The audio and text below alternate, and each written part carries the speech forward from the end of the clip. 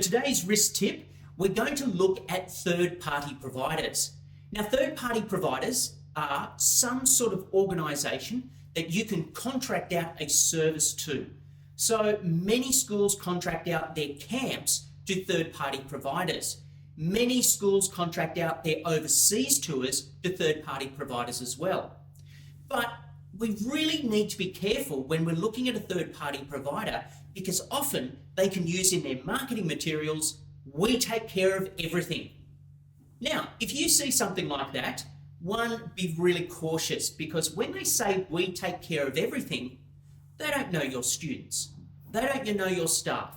They don't know the dynamics that your group brings to that organisation. So they may really understand some of the in-country risks if they're going overseas, or they may understand some local environmental risks.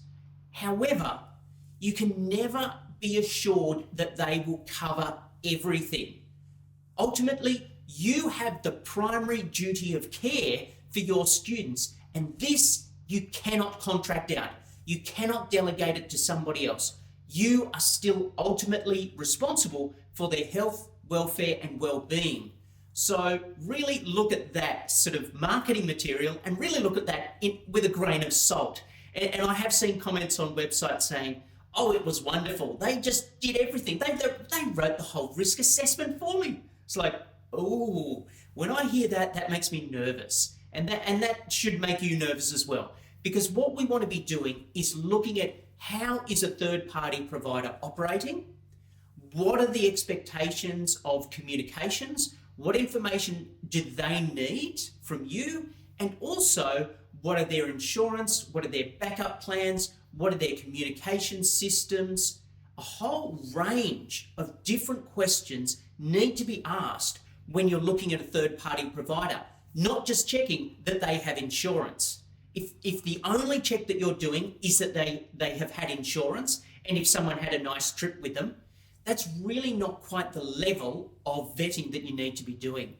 So really important to look at a system to vet each provider and really assess, are they a good fit for you? Are they providing services as described? And do they have the capacity to respond if something doesn't go to plan?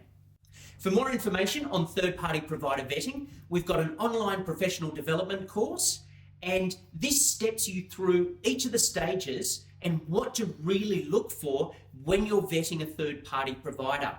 So you can look more deeply than just those initial marketing messages that they're using, and really look at how to build that relationship, how to continually review their processes over a longer period of time to ensure that your programs are consistently run well and you can build that culture of risk management within your team as well as with those third-party providers.